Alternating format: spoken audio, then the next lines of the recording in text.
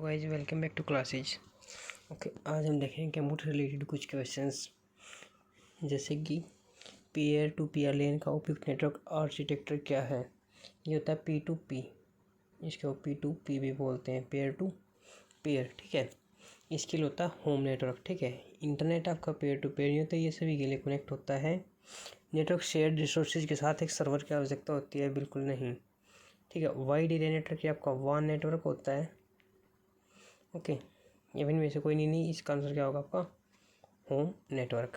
ठीक है, उसके बाद निजी कंप्यूटर और नेटवर्क के हज़ारों के साथ बना एक वैश्विक नेटवर्क क्या कहलाता है।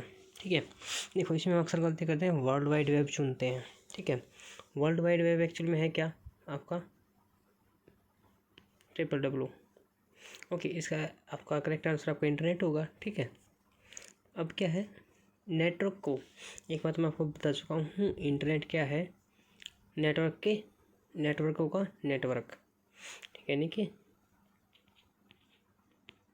नेटवर्क ऑफ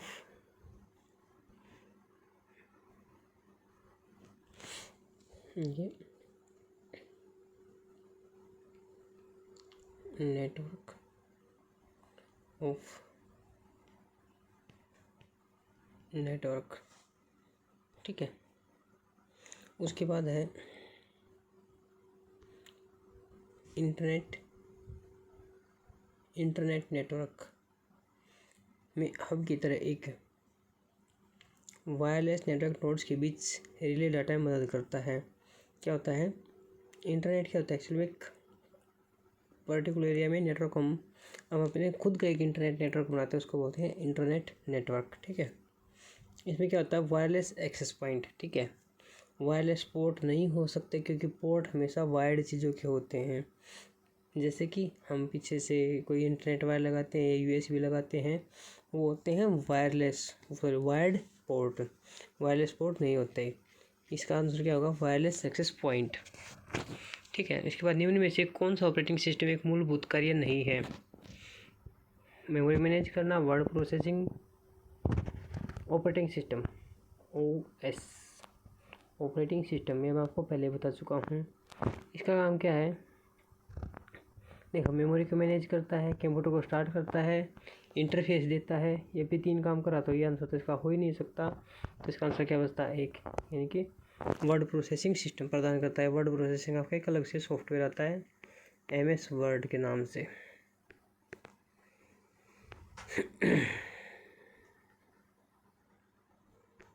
इसके बाद है सेल फोन इंटरनेट एक्सेस करने के लिए प्रयोग करते हैं, किसका प्रयोग करते हैं हम MMS प्रौद्योगिकी नहीं, नोटेशन सिस्टम नहीं, माइक्रो ब्राउज़र सॉफ्टवेयर। ठीक है, सेल फोन के जो के छोटे फ़ोन आते थे उनमें यूज होता था माइक्रो ब्राउज़र सॉफ्टवेयर का। HTML, इसमें आपके वेब पेज लिखे जाते हैं, इससे हम कोई वेब पेज खोल नहीं सकते। ठीक है, ओके, उसके बाद आता है CSMA या CD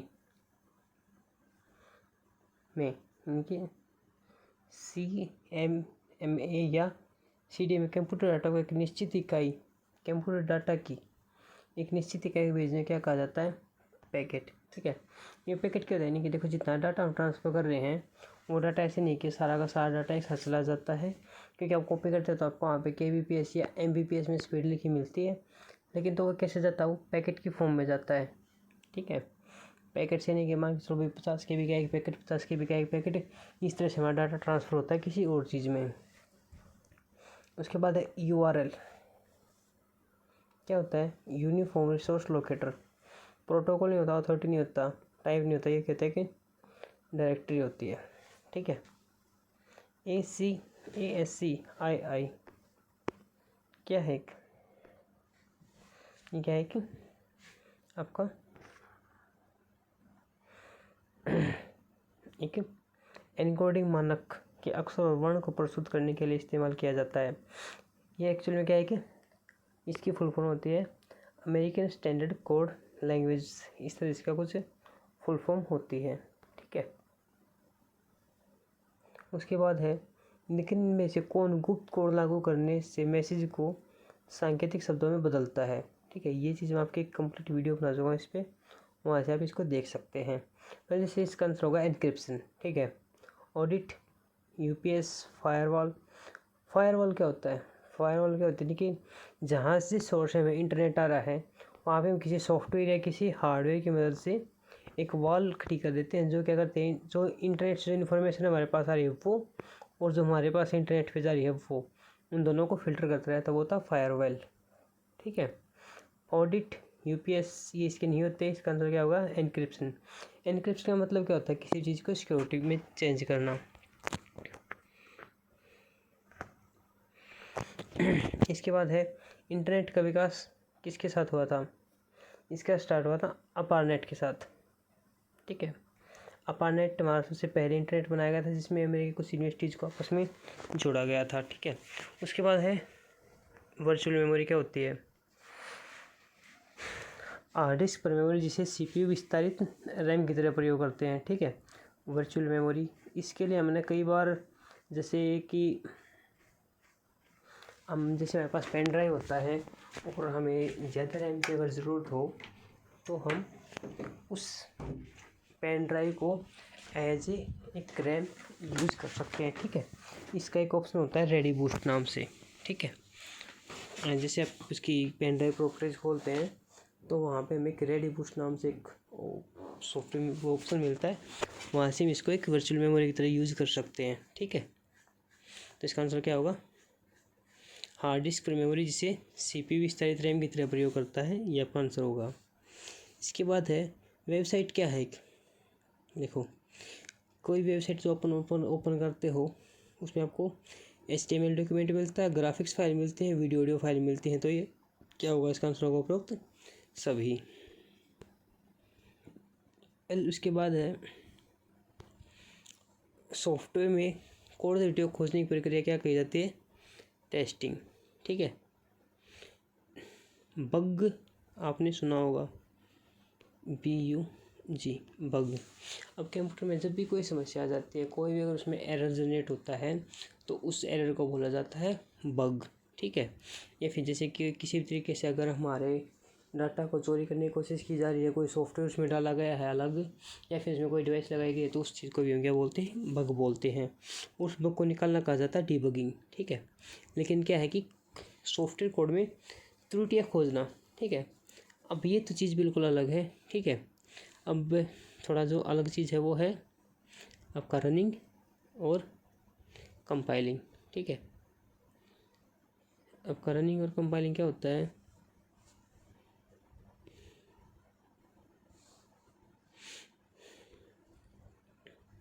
आपका रनिंग, कंपाइलिंग होता है कोई भी प्रोग्राम जो हमने किसी लैंग्वेज में लिखा उसको कंप्लीट करके उसको रन करना। ठीक है, और रनिंग भी यही होता है। ठीक है, लेकिन टेस्टिंग में क्या होता है? उसमें जो जो मिस्टेक्स हैं उनको चेक कर सकते हैं। ठीक है, इसके बाद पहला इलेक्ट्रॉनिक कंप्यूटर ENIAC किसने बनाया था?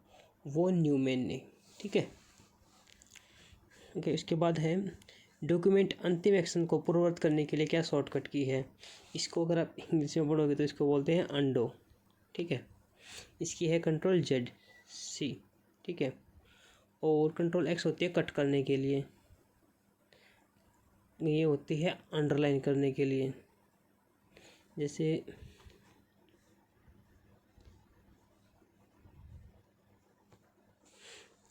कि हमारा, मैं आपको बताऊँ, जिससे हम ये लाइन अंडरलाइन करें तो ऐसे अंडरलाइन करने के लिए इसका यूज किया जाता है। ठीक है, Ctrl+U। Ctrl+Y यूज होता है एरेडो के लिए, Ctrl+Y एरेडो। ठीक है, और Ctrl+X मैं बता चुका हूँ, Ctrl+Z हमारा आंसर होगा इसका। इसके बाद है निम्न में से कौन सा नेटवर्क नहीं है? नेटवर्क क्या होता है? यानी कि जो बहुत सारे कंप्यूटर्स को या नेटवर्क्स को आपस में जोड़ता है। ओके, जैसे कि local area network LAN, wide area network WAN, ये दोनों क्या है? नेटवर्क हैं। ऑप्टिकल फाइबर आपका कोई नेटवर्क नहीं है, सभी नेटवर्क है, ये चीज़ में नहीं है और ये ऑप्शन में आपका काउंट नहीं होगा। MICR में C का मतलब क्या होता है? कोड कलर कंप्यूटर, इसका आंसर क्या होगा? करेक्टर। MICR में एक्चुअली में होता क्या है? कि ये ना कैरेक्टर्स को रीड करता है, ठीक है। इसके बाद प्रोग्राम जो हार्डवेयर के रूप में स्थायी तौर पर रोम में संग्रहित रहते हैं उसको किस रूप में जाना जाता है? फर्मवेयर, ठीक है। वेल, हार्डवेयर, सॉफ्टवेयर, फर्मवेयर, ये मैं आपको देखो बताता हूँ। हार्डवेयर क्या होता है? जिन चीज़ों को हम देख सकते हैं, छू सकते हैं, वो। अब सॉफ्टवेयर और फर्मवेयर में आपका थोड़ा सा डिफरेंस है, ठीक है। अब इस डिफरेंस को हम समझते हैं। जैसे कि हम अपना कोई भी सिस्टम है, कंप्यूटर, उसको हम स्टार्ट करते हैं पावर बटन दबा के, तो वहाँ पे हमें एक पर्टिकुलर लोगो मिलता है, वो जिस भी ब्रांड का हमारा लैपटॉप या कंप्यूटर है उसका, ठीक है। जैसे HP, डेल या फिर जेब्रोनिक, इस तरह से। इवन अगर हम अपना फ़ोन स्टार्ट करते हैं तो जिस कंपनी का हमारा फ़ोन है उसका भी लोगो हमें वहाँ पे दिखाई देता है। लाइकेज की वजह से अगर आपका फ़ोन अगर अब नोकिया का है तो वहाँ पे जैसे आप स्टार्ट करोगे तो आपका आगे नोकिया लिखा आता है पहले। तो ये होते हैं फर्मवेयर, इनको हम चेंज नहीं कर सकते। जबकि उसके सॉफ्टवेयर को हम थीम के थ्रू या फिर किसी और कोई और लॉन्चर इंस्टॉल करके या फिर उसको हम अपडेट कर सकते हैं, जबकि फर्मवेयर के साथ ऐसा नहीं होता है। उसके बाद है स्टोरेज की सबसे बड़ी इकाई। वैसे देखो, जो ये ऑप्शन पूछा गया है क्वेश्चन आपका, ये एक्चुअल में इन ऑप्शंस के बेस पे पूछा गया है, ठीक है। ओके, वैसे इसमें सबसे छोटी KB, फिर MB, फिर GB और फिर TB।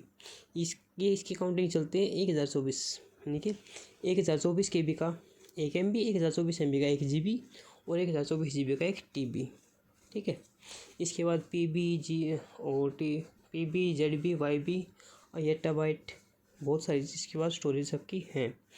इसके बाद है आपका 20th क्वेश्चन। एक डॉक्यूमेंट बनाने के लिए आप फाइल मेन्यू पे किस कमांड का प्रयोग करते हैं? सिंपल बात है, अगर हमें एक नया डॉक्यूमेंट बनाना है तो हम एक न्यू का यूज़ करेंगे, ठीक है। क्लोज से हमारा फाइल बंद हो जाती है, ओपन से जो पहले से सेव्ड फाइल है वो ओपन होती है, और सेव से करंट फाइल को हम सेव करते हैं। उसके बाद है कंप्यूटर नंबर सिस्टम का उपयोग करके डाटा स्टोर और गणना करता है, ठीक है। तो ये किसका यूज़ करता है? कंप्यूटर बाइनरी का ही यूज़ करता है, ठीक है। ओके, ऑक्टल, डेसिमल, हेक्साडेसिमल, ये वैसे इसी की काउंटिंग के पार्ट हैं। उसके बाद है 26, डिस्क को ट्रैक्स और सेक्टर्स में विभाजित की प्रक्रिया क्या कही जाती है? ये यूज होता है तब जब हम उन्हें हार्ड डिस्क के पार्टीशन बनाते हैं। जिस लाइक है कि भाई आपके सिस्टम में आप मान के चलो 500 GB की एक हार्ड डिस्क है, ठीक है। तो हम क्या देखते हैं कि जैसे हम अपना माई कंप्यूटर खोलते हैं तो वहाँ पे हमें अलग अलग ड्राइव्स मिलती हैं, जैसे C, D, E और F, ठीक है। लेकिन जब आप इनका टोटल करोगे सभी का तो इनका टोटल साइज में कितना मिलता है? लगभग 500 GB, ठीक है। तो ये हमें अलग अलग साइज़ की मिलेंगे, जैसे 100, 120, 150 और बाकी बच के उसका हमारा ये पार्टीशन मिल जाएगा। इस तरह से हमारे को ये पार्टीशन मिलते हैं, ठीक है। लेकिन जो ये पार्ट्स बनाए जाते हैं इसको बोलते हैं फॉर्मेटिंग।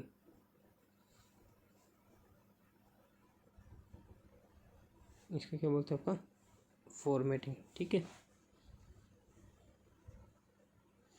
इसके बाद है कमांड संपादन करने की प्रक्रिया है, यानी कि क्या है? फेचिंग, स्टोरिंग, डिकोडिंग नहीं, एग्जीक्यूटिंग। एग्जीक्यूट क्या होता है? कोई भी प्रोग्राम जो हमने रिटर्न किया, लिखा है अपनी उसमें प्रोग्राम सॉफ्टवेयर में, उसको हम एग्जीक्यूट करते हैं, ठीक है। उसके बाद है 27, आपके कंप्यूटर निर्मित स्थायी मेमोरी को क्या कहा जाता है? रोम, ठीक है। रोम की फुल फॉर्म में क्या होती है? रीड ओनली मेमोरी, ठीक है। इसके बाद रैम होती है रैंडम एक्सेस मेमोरी।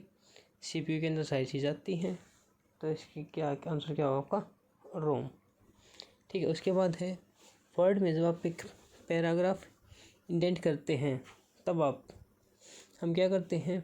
मार्जिन के लिए टेक्स्ट को सही करना। पैराग्राफ, तो पैराग्राफ में हम क्या करते हैं? जैसे मान के चलो ये हमारा कंप्लीट पेज है पूरा, और यहाँ पे जो पैराग्राफ हम इसको एक अलग तरीके से एडजस्ट करना चाहते हैं तो उसको क्या बोलेंगे हम? पैराग्राफ इंडेंट, ठीक है। टेक्स्ट का मार्जिन नहीं बदलेंगे, एक पंक्ति से टेक्स्ट को ऊपर करना नहीं, एक लाइन से टेक्स्ट को नीचे स्थानांतरित करना, ये किसी भी चीज़ का यूज नहीं होगा। इसके बाद है वर्तमान में CPU द्वारा प्रोसेस किए जा रहे प्रोग्राम और डाटा बनाने के लिए कौन सी कंप्यूटर मेमोरी प्रयोग की जाती है, तो इंटरनल मेमोरी इसका आंसर आएगा आपका, ठीक है। मास मेमोरी या फिर नॉन वोलेटाइल मेमोरी होती है हमारी रैम, यानी कि जिसमें से डाटा कंप्यूटर के बंद होते हैं, जिसमें से डाटा कट जाएगा, ठीक है। उसके बाद है ASCII, इसका पूरा नाम क्या है? American standard code for information interchange. ये आपका क्या है? फिफ्थ आपका आंसर होगा American standard code for information interchange, ठीक है। पीछे हमारे इसका एक क्वेश्चन और भी आया हुआ था, वो मैं आपको बता चुका हूँ। खैर उसके बाद है 29th, मौजूदा डॉक्यूमेंट को बदलना क्या कहलाता है? उसको बोलते हैं एडिटिंग, ठीक है। क्रिएटिंग में नया डॉक्यूमेंट क्रिएट होता है, मॉडिफाई में हम एक उस डॉक्यूमेंट को उसी डॉक्यूमेंट के अंदर चेंज करते हैं, यानी कि उससे हम एक नया डॉक्यूमेंट नहीं बनाते, ठीक है। इसके बाद है निम्नलिखित में से कौन सा ब्राउज़र के द्वारा इंटरनेट रिसोर्सेज की लोकेशन पर कनेक्ट करने के लिए किया जाता है? लिंकर्स नहीं, प्रोटोकॉल नहीं, केबल से हमें इंटरनेट मिलता, प्रोटोकॉल हमारे लिए रूल्स वगैरह होते हैं, तो हमारे पास एक ऑप्शन बचता है क्या? URL। बैकअप क्या होता है? बैकअप होता है कि भाई जो भी चीज़ हमारे पास है हम उनको किसी भी इमरजेंसी पर्पज़ के लिए उनको स्टोर रखते हैं, ताकि अगर हमारा वो डाटा लॉस्ट हो जाए तो हम उस डाटा को फिर से रिवाइव कर सकें। इसका आंसर क्या होगा? सेकंड। इसके बाद है निम्नलिखित में से कौन सा डॉक्यूमेंट बनाने के लिए लोकप्रिय प्रोग्राम जो दोनों PC और मैकिंटोश कंप्यूटर द्वारा पढ़ा जा सकता है? एडोब एब्रोकेट। ये क्या होता है? PDF रीडर है आपका ये, ठीक है। PDF रीडर, ठीक है। माइक्रोसॉफ्ट वर्ड विंडोज़ के साथ काम करेगा, ओके। क्वार्क एक्सप्रेस ये ऑपरेटिंग सिस्टम में काम करेगा, लेकिन ये दोनों किस में काम करेगा? एडोब एब्रोकेट। एक कंप्यूटर स्क्रीन पर छवि की मैट्रिक्स बनी होती है किस, ओके ये पूरा दिख रहा है, ये देखो पहले। दुनिया की पहली प्लेटफॉर्म इंडिपेंडेंट प्रोग्रामिंग लैंग्वेज को कहा जाता है क्या? जावा, ठीक है।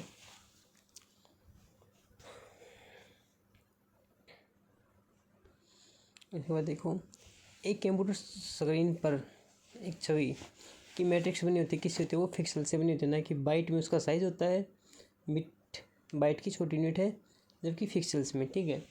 कि जब हम उसका जूम ज़्यादा करते हैं, 800% तक अगर हम किसी पिक्सल का जूम करते हैं तो हमें उसके एक अलग अलग बॉक्सेस दिखाई देते हैं, अलग अलग कलर के साथ। उसके बाद DPI क्या होता है? ये होता है डॉट पर इंच की फुल फॉर्म होती है, ठीक है। इसका क्या होता है? कंप्यूटर स्क्रीन पर पिक्सल्स कितने दिखाई देंगे, यानी कि जितनी स्क्रीन है उसके ऊपर कितने पिक्सल्स हैं, और इन पिक्सल्स के ऊपर डिपेंड करता है हमारे स्क्रीन की क्लियरिटी, यानी कि हमारा जो कंप्यूटर है उसमें कितनी क्लियरिटी दिखाई देगी, ओके। उसके बाद है 37, डाटाबेस मैनेजमेंट सिस्टम के सबसे व्यापक रूप से इस्तेमाल किया गया टाइप है रिलेशनल डाटाबेस। उसके बाद नए टाइप के डाटाबेस को क्या कहा जाता है? Object oriented database. ये जो अच्छी तरह से मल्टीमीडिया एप्लीकेशन के लिए अनुकूल हो। मल्टीमीडिया में हम क्या करते हैं? ऑब्जेक्ट का ही तो यूज़ करते हैं। इसके बाद है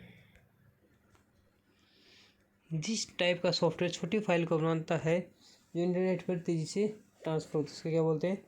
कंप्रेशन। उसको क्या बोला जाता है? कंप्रेशन, ठीक है। MPG अलग होता है, अनजिप्ड अलग होता है, फ्रेगमेंटेशन अलग होता है, ठीक है। डाटा फ्लो डायग्राम पर सर्कल क्या प्रदर्शित करते हैं? ट्रांसफॉर्मेशन प्रक्रिया। उसके बाद है कंप्यूटर की इंफॉर्मेशन में एक इकाई जिसमें डाटा के साथ सभी प्रक्रिया या ऑपरेशन शामिल होते हैं, उसका क्या बोलते हैं? ऑब्जेक्ट। विंडोज़ के पुराने संस्करण में वार्म बूट की वजह होती है, वार्म बूट कह लो, या फिर इसको हम फोर्स रिस्टार्ट भी बोलते हैं। इसकी शॉर्टकट की होती है आपकी कंट्रोल ऑल्ट और डिलीट, ठीक है।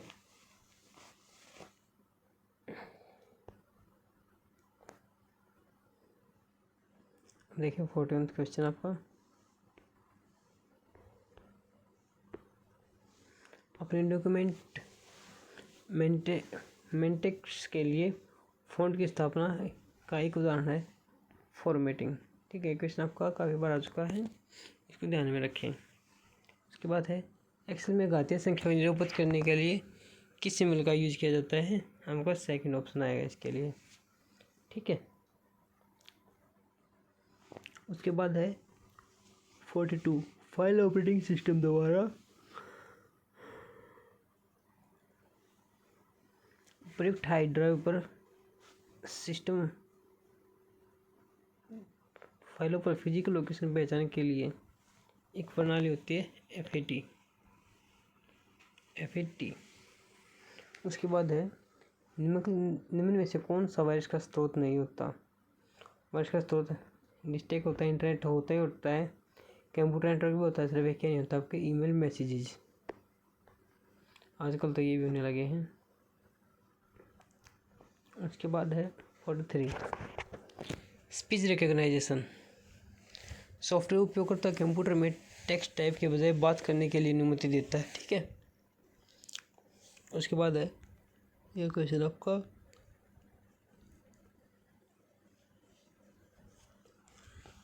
किस प्रकार के सॉफ्टवेयर का प्रयोग स्कैन टेक्स्ट को फॉर्मेट में अनुवाद करने के लिए किया जाना चाहिए? OCR। ये OCR है ना, आपका एक स्कैनिंग मशीन की तरह होता है जो हमारे डाटा को स्कैन करता है। ठीक है,